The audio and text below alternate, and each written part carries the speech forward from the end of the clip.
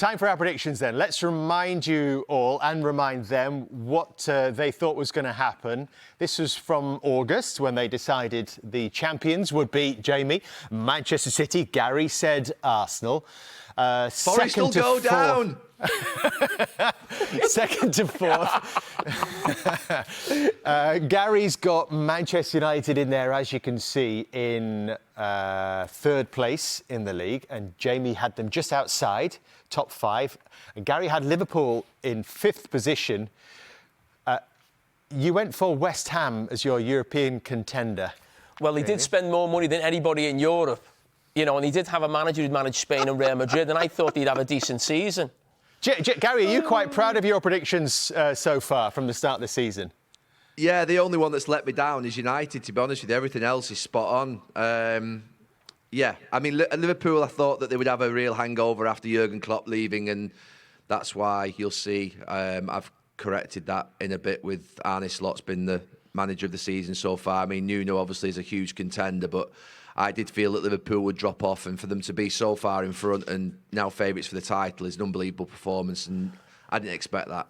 We're going to see each other on Sunday for Liverpool Manchester United. Do you remember you had a bet with me at the start of the season? Can you make that out at the weekend for charity? Yeah, I'll pay early. I'll be like the bookmaker that used to pay out on United at Christmas. Yeah. Right, let's fast forward then to their predictions. We've given them the chance to amend what they decided at the start of the season, or indeed to stick with it. So let's have a look then. Champions, Jamie has boldly gone for Liverpool, who are 8 points clear, and Gary, you are steadfastly sticking with Arsenal. Tell us why. I think that sometimes to go through the pain. Look, Liverpool are massive favourites and they're in great form, but there's still a long way to go. Arsenal have been through the mill the last couple of years. They've sort of gone to the wire, and sometimes when you win your first title, it doesn't happen in sometimes the most expected way, and things can happen. I mean, the moment Liverpool's to lose. Sorry, Gary. What could derail Liverpool?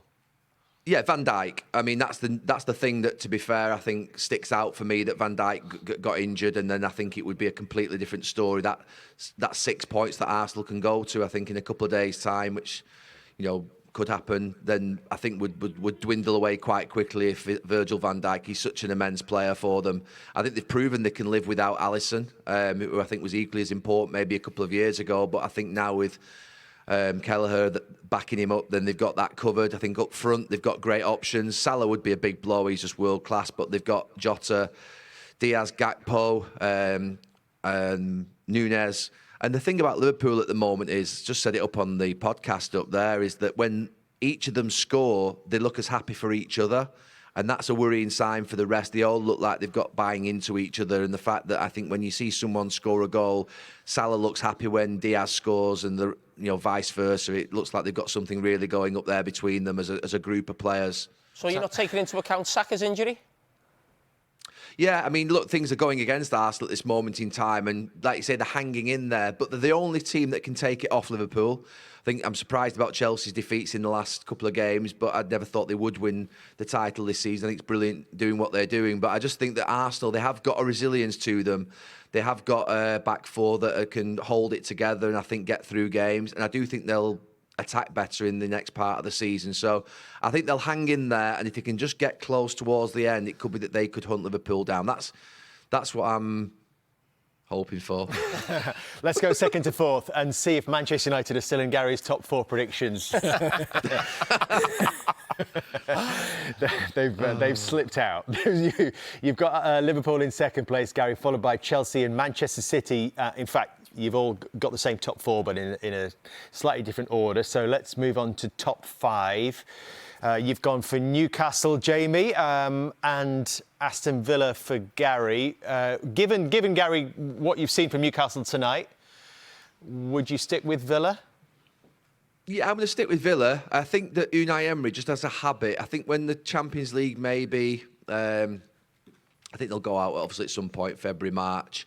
Is what I would predict. I hope they don't. I hope they go all the way and win it. But if they basically sort of drop out of it in February, March, I just think he's the type, Unai Emery, that will get them, really sort of cracking towards the end of the season. I think they'll finish strong, and I think they'll get into that fifth spot.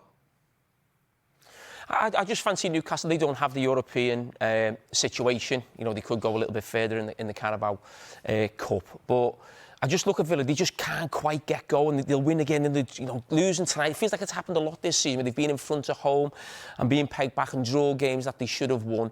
And it just looks to me like Newcastle are just getting into a real run of form. And when I look at that midfield and look at Isak up front, it's looking pretty special. We were talking earlier about Nottingham Forest and what chance they had of clinging on to a Champions League football position.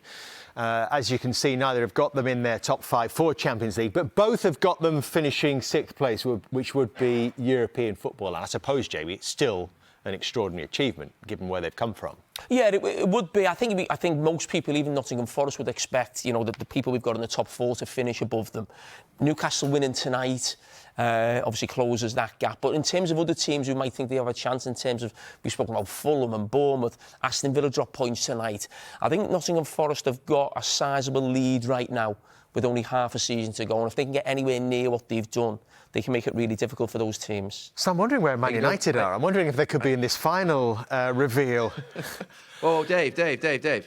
Are we getting an apology to Nottingham Forest fans for the fact that... Let's see, Gary, come on. Why do you think that they need an apology?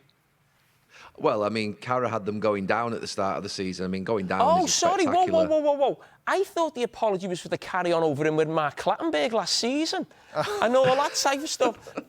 You had to apologise to the club, didn't you? We don't need to revisit that. Yeah. Sorry, I'll get I'll put you on the back foot. You look a little bit stunned. Let's go to the relegation. My lawyers aren't present. My lawyers aren't present at this moment in time. This is what happens when you bring Neville and Carragher together. You always end up regretting it. Right, so relegated then. We don't have Manchester United there either, but we've got to the promoted 3 in both. OK, so Gary, let me come to you. If one of those was to escape, Southampton, Ipswich and Leicester, who do you think it would have the best chance of climbing out of that? Between Ipswich and Leicester, obviously, I'm just trying to think. Massive win for Ipswich against Chelsea tonight, and something like that started to happen, and the atmosphere down there, that could become quite special. I was at Leicester yesterday. I actually thought they played quite well against Manchester City and had moments in the game. So I'd like them both to stay up, but they obviously won't. I don't think that's the issue. I'll go just Leicester, just a bit more sort of experience of the league. I'll go Leicester if there's one team going to get out of it. You agree, Jamie?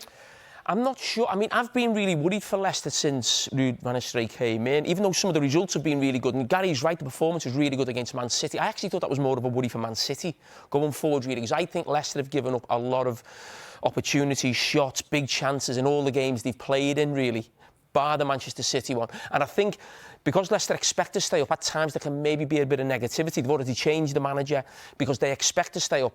Ipswich have only won their 2nd game of the season tonight, but there's still that feel-good factor. Or the 3rd, sorry. First home game, sorry. But there's still that feel-good factor. If they have a few bad results, they're not going to get too down on themselves. They're not going to be too negative. Whereas I feel at Leicester, I think the crowd can become a little bit negative.